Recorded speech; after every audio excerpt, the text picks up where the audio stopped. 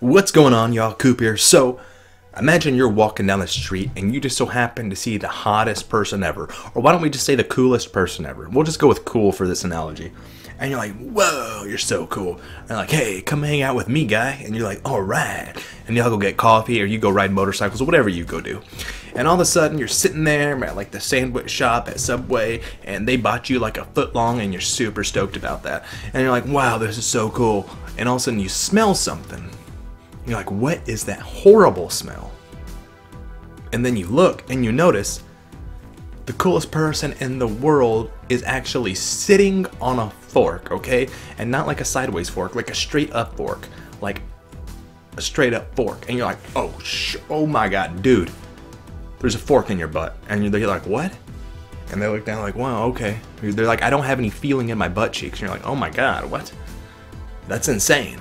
And then you're like, dude, but do you smell that? And they're like, no, I have no sense of smell either. And you're like, oh my God, but you're so cool. And all these disabilities, this is crazy. Well, and then you start trying to figure out what the smell is. And suddenly, from the back room of Subway, someone jumps through the lettuce over to your table and's like, don't say anything about the smell. And you're like, what the fuck? And you look over there and behind that counter is like 75 nerds like looking over like, don't say anything. And you're like, oh my God. Then you turn the other way and a bunch of like zombie-like people are banging on the glass like, tell them about the smell. And you're like, geez, what is going on? And this dude's like, oh, these are just my buddies. You know, they do this all the time about everything. And you're like, what? That's insane. So he's like, hold on, let me go clean this blood off, you know, from where I sat on the fork. He gets up to leave and that's when you see it. Dude has shit his pants. That is what the cause of the smell is. You know it now. And you're like, oh my God, he shit his pants. And everyone's like, don't tell him. And the other half's like, tell him right now, it's gross. This has been going on for like 3 weeks. Okay, now obviously I'm exaggerating here slightly, but Warframe is the cool dude. And the community are the people who refuse to tell Warframe that it has shit its pants. And it's been there for a long time. It's not like a recent accident. This accident happened a while ago and no one will tell them like, hey guy, got a little poop on yourself there, huh? Okay? Why don't you clean that off with a wet wipe or something? Nobody wants to do it. That's insane. That is insane to me, dude. It is insane. So, the community is divided up into quite a few different ideas. So you have, for one, the people who want content, and then you have the other people who, insanely enough, don't want content. Like, that's an actual argument from these people. That's crazy to me. That's insane, okay? Those are the people who are like, he doesn't deserve, he is so cool, he doesn't deserve to have to wipe. He doesn't even have to go to the restroom. He's so cool. We should put up with the smell. He's so cool. That's that side of the community, okay? And the problem is, Warframe has no sense of smell and it can't feel its ass cheeks, so it doesn't know when it shits itself. It uses the community to find out these things. That's how it was built. It's its greatest weakness as well as its greatest strength in that regard. Warframe had to build itself that way early on because DE could not afford to lose like 2 players. Every single person's idea mattered to the maximum amount that an idea can matter to a developer, okay? They developed everything in Warframe based off of this community, so it is built upon the community. So as the community goes, so goes the game. So now when you have this increasingly large amount of people who are just retarded, it makes it really difficult for Warframe to make, you know, proper decisions. So you really can't blame the dude who can't smell or feel his butt cheeks for having no idea that he's crapped his pants whenever there's a whole room full of people like, you know, just massaging his shoulders like, bro, you're so cool. Oh my God, you're so cool. And they just don't want to tell each other. It's insane. It's ridiculous. So you have this group of people who are like sitting there with Warframe and it's been a year since we've had anything update. A year. A year. That's crazy. We got that really terrible game mode, Sanctuary Onslaught, which was almost good. It's not terrible, it just sucks, okay? It's just not... I can't really go through all the reasons on this video. That has to be its own video. But the point is, it's not acceptable. Just give me a couple survival matches that start at level 100. That would make me happier than all the other updates that have come all year long. So you have these people who are sitting there like, oh my god, did you see when Rebecca revealed the new color palettes? It's going to have a new shade of green. All the other colors are going to be exactly the same as the ones we have on other palettes, but just, you know, itemized differently. But there's going to be a new shade of green in there. Oh my god, it looks so good on my Octavia, who's invisible all the time anyway, so why would you care? But doesn't matter. That's what they care about. Hey, I like Tenogen just as much as the next person, okay? Since it's the only thing left to do. Once you're like mastering 25, there's not much to do other than Tenogen. But my point is, these people will actually attack anyone who's like, why are we not getting content? So I remember when Sacrifice was announced. It was like 1986. It was around the time Back to the Future was coming out, and a lot of people were like, what is the Sacrifice? And that was how long it took DE to actually make that 10-minute quest. It's insane. That is insane. Now, I'm not trying to just rag on DE right now. I think DE is like one of the best development companies maybe ever as far as a relationship with the community. It's very weird.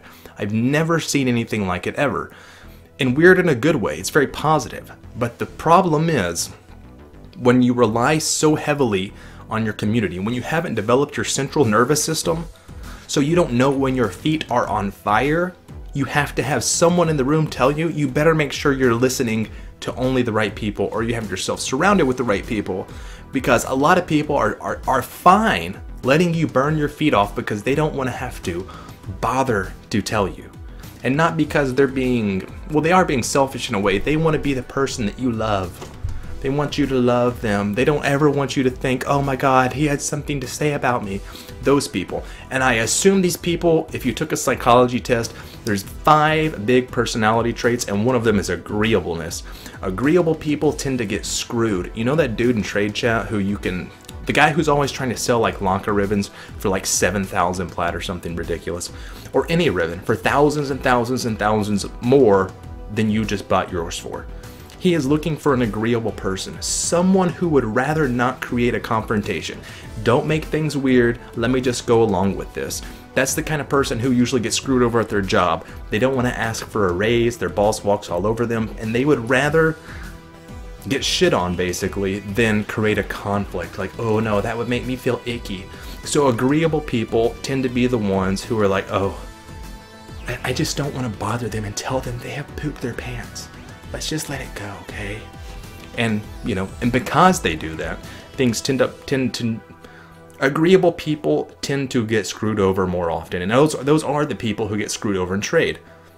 Absolutely. You can almost just tell them what to do. So high pressure sales tactics, like you'd see with used auto salesmen or something, those tend to work on agreeable people. So that is the section, I think at least, that is just fine without the content. And then you have the other section, who is always calling to nerf everything. These are the egalitarians, okay? These are the people who believe everything needs to be equal. They're basically the communist of the game.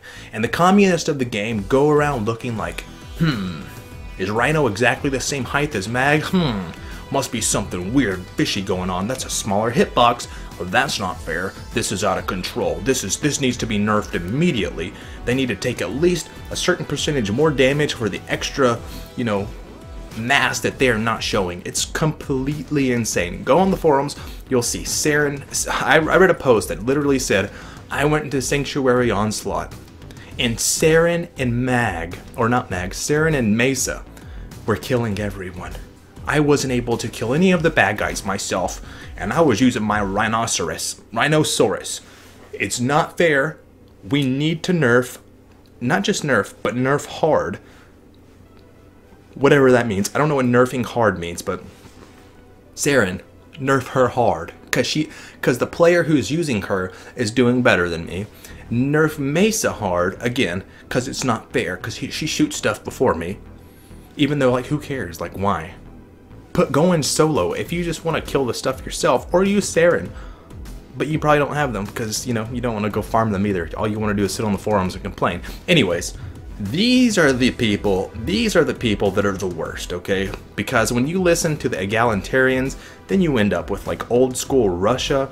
Everybody's starving, nobody's happy, life totally sucks. Or you end up like China, even worse, 100 million people, dude, who did not make it out of that system. Let's just put it that way. So the point is, they want everything the same. These are the people who were like, the Tonkor are so ridiculous. And they weren't mad that they weren't using the Tonkor. They were mad that so many other people use the Tonkor.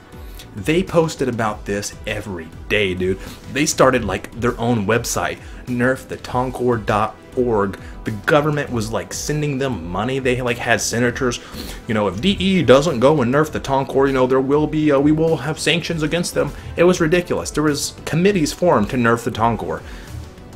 And if you've played with the Tonkor today, you know that it was indeed nerfed. I haven't seen anyone use that game from that gun from the day it received the nerf. That's how hard they nerfed it, dude. They Hiroshima'd the Tonkor, okay? It will never be used again. So you have the nerf community, and since I am running out of time, I really can't get too in-depth on any more of these, but you have the nerf community, and after the nerf community, you have the worst of all time. The worst part of the community, I think, it's the activist community. The activist side of the community is, I feel like these are the people that kind of stand out the most because they are the ones who associate political ideology within the game. So I can't really get into them though is the problem, because I'm sitting here at like 12 minutes and I'm like, do I really have time? Probably not. But you guys know who the activists are, and activists can be on either side, and they're usually activist types on the right seem to be more trolls. That's what it seems like. Now I can't say that for sure, but that's what it seems like. And on the left seem to be more like social justice, because social justice warriors, I've realized what they are lacking completely is a sense of humor.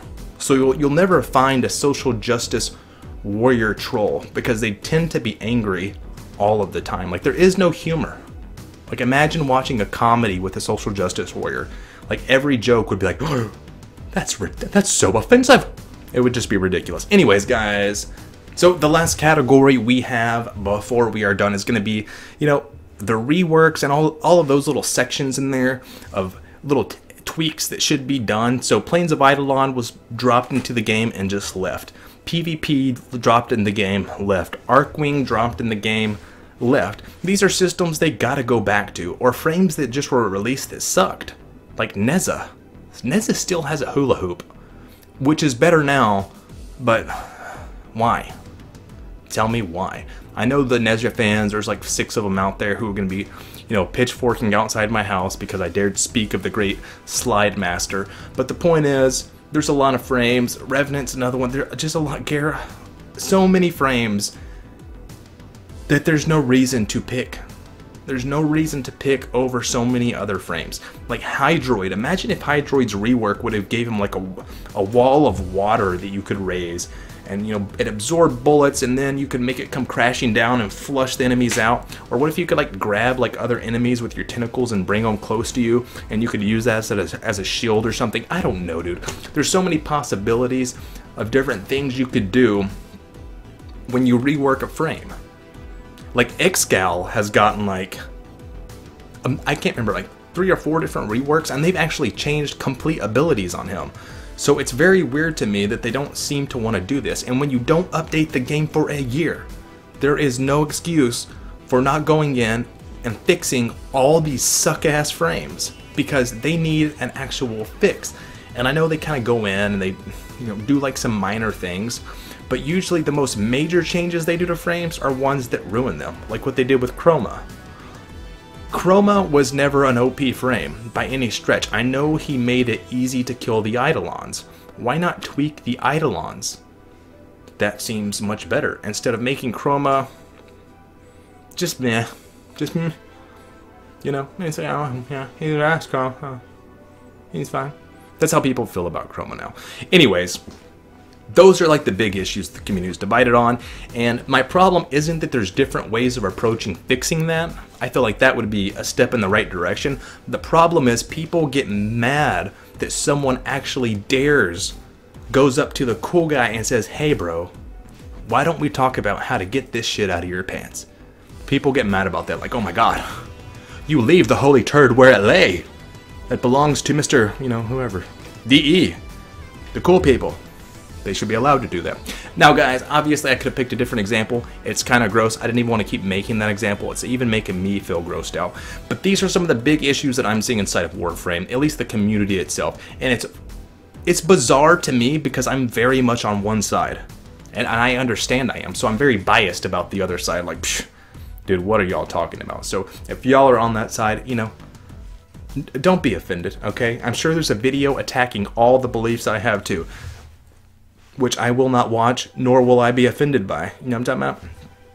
Anyways, let me know what you think. I'm sure I missed a ton of stuff. I was just running out of time here. Maybe I should have made it a 20-minute video, but what I hear is you're supposed to keep your YouTube videos about 10 minutes. I don't really know what I'm doing, so we're at like 15 minutes. Anyways, guys, that is all from me. We'll catch y'all next time. Peace. Don't poop in your pants.